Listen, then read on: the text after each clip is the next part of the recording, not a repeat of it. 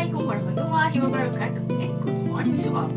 Welcome to our talk today, titled as Cardiac Hypoxia and Heart Failure is Caused by Alteration in Fatty Acid Transporter. My name is Nadhirah and I am today's MC. With me today are our three panels. Before further discussion, let me welcome you our first panel, which is Dr. Nadhirah, a dietitian at Hospital Syazwanie. She is graduated from UBSI. She has been a dietitian for almost 5 years.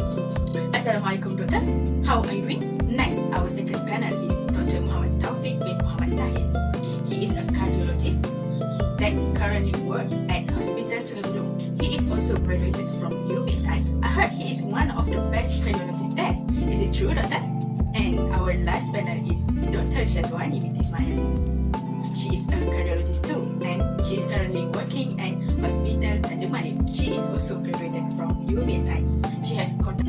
Okay, first of all, I would like to ask our first panel, Dr. Nadhirah. Doctor, can you explain how fatty acid is transported in our body and where is it transported to? Thank you for your question. Okay, student, now I will tell you about the transportation of fatty acids.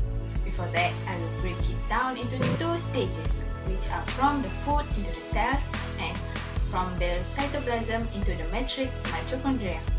In the first stage, the fatty acid will undergo breakdown and being transported into the cells. The food we eat will be digested in the mouth before emulsified by the bile salts in the small intestines to form mixed vesicles. We also have intestinal lipase that will degrade triacylglycerols, TAGs, which consists of 1 glycerols and 3 fatty acids.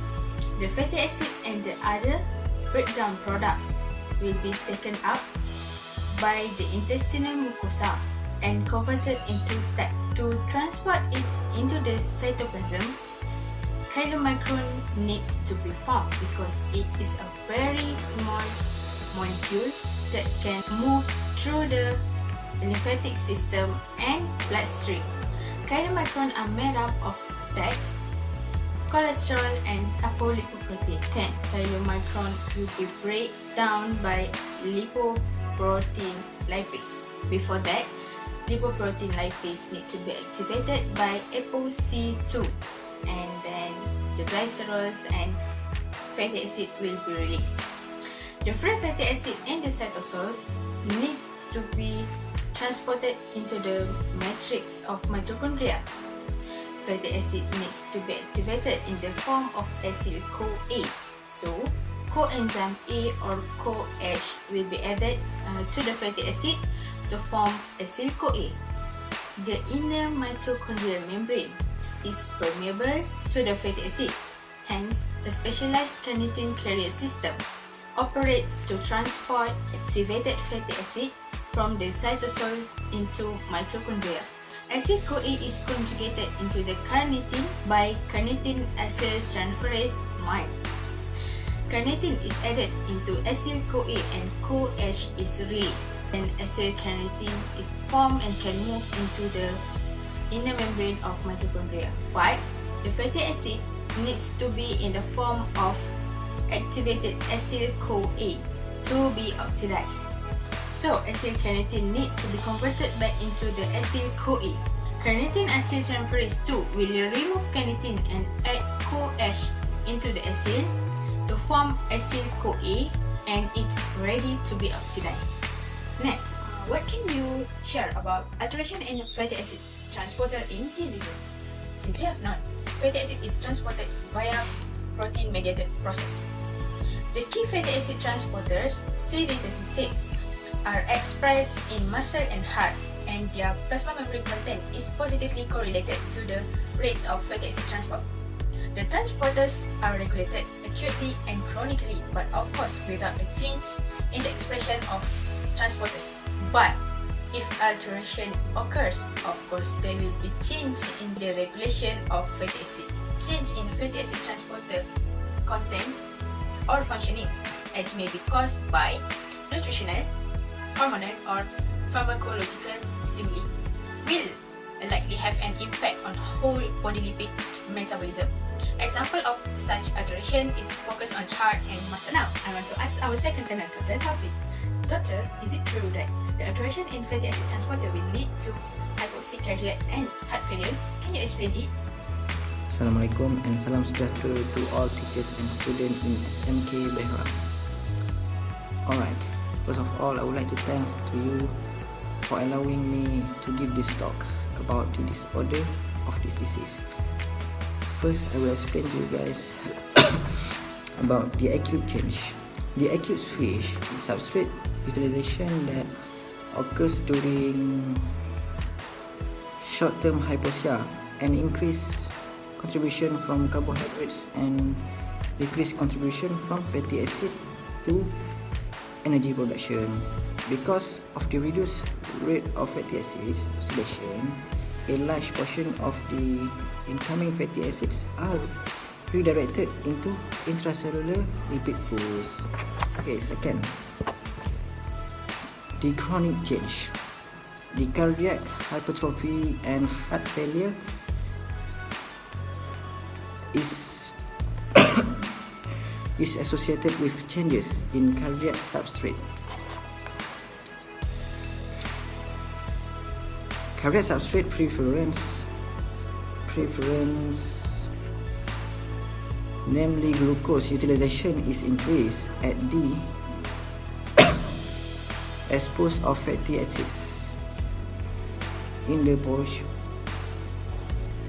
posting fraction rate heart. This change in substrate preference is reflected in an upregulation of GLUT and downregulation of genes in lipid metabolic enzymes and fatty acids transport. Okay, then the next question is for Dr. Syazwanie. Doctor, is there any study that is related to our topic today? Can you please share with us? First of all, I would like to say thank you to Nadhirah for the question. Yes, there are actually many human studies that are related to our topic today. For the example, they are observed in rodent model that can be extended to human. There are some evidence suggested the link between CD36 expression and cardiac hypertrophy and possibility tolerant to ischemia. This study revealed that 40% of patients with hypertrophic cardiomyopathy carry mutation in CD36, leading to negligible or muchly reduced CD36 protein expression. But in Caucasian population, the mutation leading to CD36 deficient are very rare. Unfortunately, in Asia, for example Malaysia, Africa, and African American population, at least 10% more frequently. The research states that CD36 mutation in myocardial long fatty acid uptake, which metabolic change may have triggered the hypertrophic response as seen in the animal study, but in subsequent study show that patients with total defect in myocardial fatty acid uptake, which in all cases was associated with the absence of CD36, do not always develop hypertrophic cardiomyopathy.